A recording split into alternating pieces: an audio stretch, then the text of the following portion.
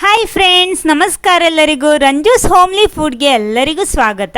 ಇವತ್ತು ಗೇರು ಹಣ್ಣಿನಲ್ಲಿ ಒಂದು ರೆಸಿಪಿ ಮಾಡ್ತಾ ಇದ್ದೀನಿ. ಗೇರು ಹಣ್ಣು ಸಿಕ್ಕಿದ್ರೆ ಖಂಡಿತ ಇದನ್ನೊಂದು ಸಲ ನೀವು ಟ್ರೈ ಮಾಡಲೇಬೇಕು, ಯಾಕಂದರೆ ಅಷ್ಟೊಂದು ರುಚಿಯಾಗಿರುವಂಥ ಒಂದು ರೆಸಿಪಿ. ಬನ್ನಿ ನೋಡೋಣ ಏನು ಅಂತ. ಆಮೇಲೆ ನೀವು ಫಸ್ಟ್ ಟೈಮ್ ಈ ಚಾನಲ್ ನೋಡ್ತಿದ್ರೆ ಚಾನಲ್ ಸಬ್ಸ್ಕ್ರೈಬ್ ಮಾಡಿ ಸಪೋರ್ಟ್ ಮಾಡಿ, ಅದರ ಪಕ್ಕದಲ್ಲೇ ಇರುವ ಬೆಲ್ಲೈಕನ್ನು ಪ್ರೆಸ್ ಮಾಡಿ, ಅದರಲ್ಲಿ ಬರುವ ಆಲ್ ಆಪ್ಷನಿಗೂ ಕ್ಲಿಕ್ ಮಾಡಿ. ಹಾಗಿದ್ರೆ ಮಾತ್ರ ನಾನು ಹಾಕೋ ಹೊಸ ಹೊಸ ರೆಸಿಪೀಸ್ಗಳ ನೋಟಿಫಿಕೇಶನ್ ನಿಮಗೆ ಸಿಗುತ್ತೆ. ಮೊದಲು ನೋಡಿ, ಇದಕ್ಕೆ ನಾನು ದೋಸೆ ಅಕ್ಕಿ ತಗೊಂಡಿದ್ದೀನಿ. 2 ಗ್ಲಾಸು ಚೆನ್ನಾಗಿ ತೊಳೆದು ನೀರಲ್ಲಿ 4 ಗಂಟೆ ಹೊತ್ತು ನೆನೆಸಿಟ್ಟಿದ್ದೆ. ನೋಡಿ, ಈ ರೀತಿ ಇದೆ, ಇವಾಗ ರೆಡಿಯಾಗಿದೆ. ಆಮೇಲೆ ನಮಗೆ ಬೇಕಾಗಿರೋದು ಗೇರು ಹಣ್ಣು.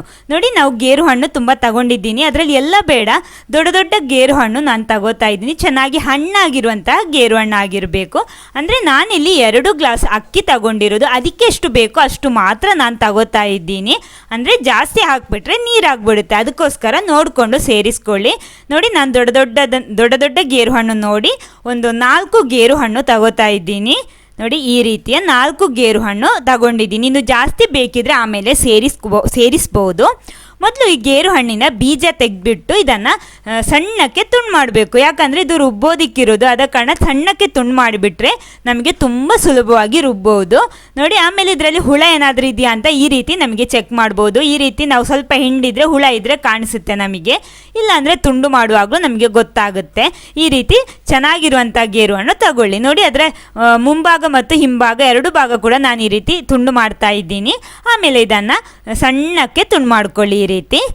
ನೋಡಿ, ನಿಮಗೆ ಬೇಕಿದ್ರೆ ಇದನ್ನು ಹಾಗೆ ತಿನ್ಬೋದು. ಉಪ್ಪೆಲ್ಲ ಹಾಕ್ಬಿಟ್ಟು ತಿನ್ನೋದಕ್ಕೆ ತುಂಬ ಚೆನ್ನಾಗಿರುತ್ತೆ. ಇದು ಆರೋಗ್ಯಕರವಾದಂಥ ಒಂದು ಫ್ರೂಟ್, ಇದು ಹಣ್ಣು. ನೋಡಿ, ಈ ರೀತಿ ನಾನು 4 ಗೇರು ಹಣ್ಣು ಈ ರೀತಿ ತುಂಡು ಮಾಡಿಟ್ಕೊಂಡಿದ್ದೀನಿ. ಇಷ್ಟು ಸಾಕು, ಆಮೇಲೆ ಬೇಕಿದ್ರೆ ಸೇರಿಸ್ಬೋದು ನಮಗೆ. ಆಮೇಲೆ ನಮಗೆ ಬೇಕಾಗಿರೋದು ಮಿಕ್ಸಿ ಜಾರು. ನೋಡಿ, ನಾವಿದು ನೆನೆಸಿಟ್ಟಂಥ ಅಕ್ಕಿ, ಅದರಲ್ಲಿ ಸ್ವಲ್ಪನೂ ನೀರಿರಬಾರ್ದು, ನೀರೆಲ್ಲ ಬಸಿದು ತಗೋಬೇಕು. ಅದನ್ನೊಂದು ಮಿಕ್ಸಿ ಜಾರಿಗೆ ಹಾಕ್ತಾ ಇದ್ದೀನಿ, 2 ಕಪ್ ಅಕ್ಕಿ. ಆಮೇಲೆ ಇದಕ್ಕೆ ಬೇಕಾಗಿರೋದು ನಾವು ತುಂಡು ಮಾಡಿಟ್ಟಂತಹ ಗೇರು ಹಣ್ಣು, ಅದು ಕೂಡ ಹಾಕ್ತಾ ಇದ್ದೀನಿ. 4 ಗೇರು ಹಣ್ಣು ಹಾಕ್ತಾ ಇದ್ದೀನಿ. ನೋಡಿ, ಎಲ್ಲ ಹಾಕ್ಕೊಂಡಿದ್ದೀನಿ. ಆಮೇಲೆ ಇದಕ್ಕೆ ರುಚಿಗೆ ತಕ್ಕಷ್ಟು ಉಪ್ಪು ಸೇರಿಸಬೇಕು. ಇವಾಗ ರುಬ್ಬುವಾಗಲೇ ನಮಗೆ ಸೇರಿಸ್ಬೋದು. ಇವಾಗ ಸ್ವಲ್ಪ ಹಾಕ್ಕೊಳ್ಳಿ. ಹಾಕ್ಬಿಟ್ಟು ಇದನ್ನೊಮ್ಮೆ ರುಬ್ಬಿ ತರ್ತೀನಿ ನಾನು. ನೋಡಿ, ಇವಾಗ ಇಷ್ಟು ರುಬ್ಬಿ ತಂದಿದ್ದೀನಿ. ಇದಕ್ಕೆ ಸ್ವೀಟ್ ಬೆಲ್ಲ ಹಾಕ್ತಾ ಇದ್ದೀನಿ. ತುರಿದಿಟ್ಕೊಂಡಂಥ ಬೆಲ್ಲ 1 ಗ್ಲಾಸ್ ಹಾಕ್ತೀನಿ ಇವಾಗ ಮೊದಲು. ಆಮೇಲೆ ಇದಕ್ಕೆ 1 ಕಪ್ಪು ತೆಂಗಿನ ತುರಿ ಕೂಡ ಹಾಕಿದ್ದೀನಿ. ಗ್ಲಾಸ್ ಎಲ್ಲ ಒಂದೇ ನಾನು ತಗೊಂಡಿರೋದು, ಒಂದೇ ಅಳತೆಯಲ್ಲಿ ತಗೊಂಡಿರೋದು. ಆಮೇಲೆ ಇದಕ್ಕೆ ಅರ್ಧ ಕಪ್ಪು ನಾವು ಬೇಯಿಸಿದ ಅನ್ನ ತಗೋಬೇಕು, ಇಲ್ಲಾಂದರೆ ನಮಗೆ ಅವಲಕ್ಕಿನೂ ತಗೋಬಹುದು. ದಪ್ಪ ಅವಲಕ್ಕಿ ಆದರೆ ನೆನೆಸಿಟ್ಟು ಹಾಕ್ಕೊಳ್ಳಿ ಒಂದು 15 ನಿಮಿಷ. ನೋಡಿ, ಇಷ್ಟೇ ಹಾಕ್ಕೊಂಡ್ರೆ ಸಾಕು. ಇದನ್ನು ಒಂದು ಸಲ ರುಬ್ಬಿ ತರ್ತೀನಿ ನಾನು.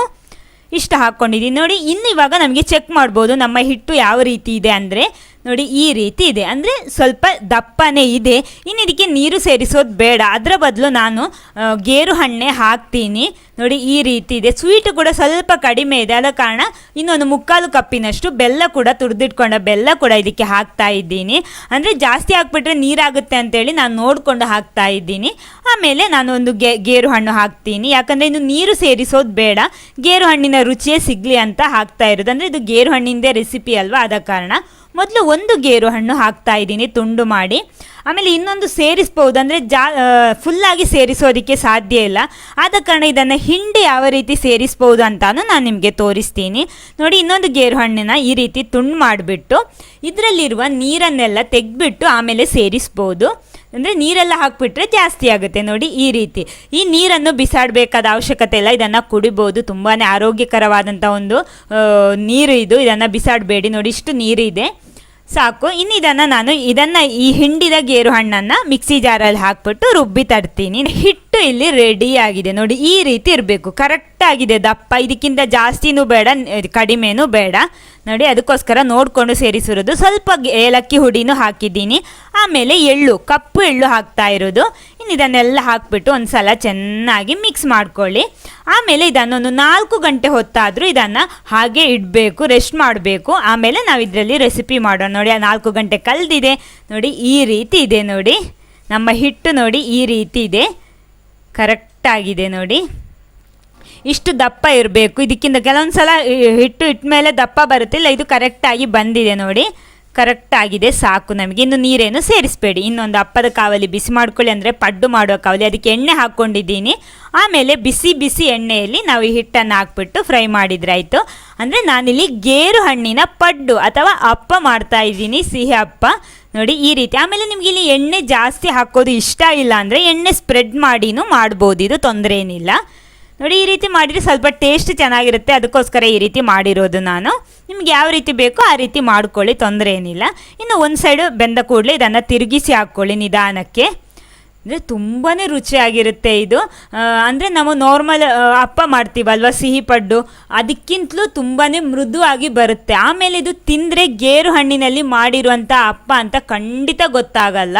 ಅಂದರೆ ಆ ಒಂದು ಅದರ ಜಸ್ಟ್ ಅಂದರೆ ಲೈಟಾಗಿ ಬೇರೇನೋ ಹಾಕಿದ್ದೀವಿ ಅಂತ ಗೊತ್ತಾಗುತ್ತೆ, ಆದರೆ ಗೇರು ಹಣ್ಣು ಅಂತ ಗೊತ್ತೇ ಆಗೋಲ್ಲ.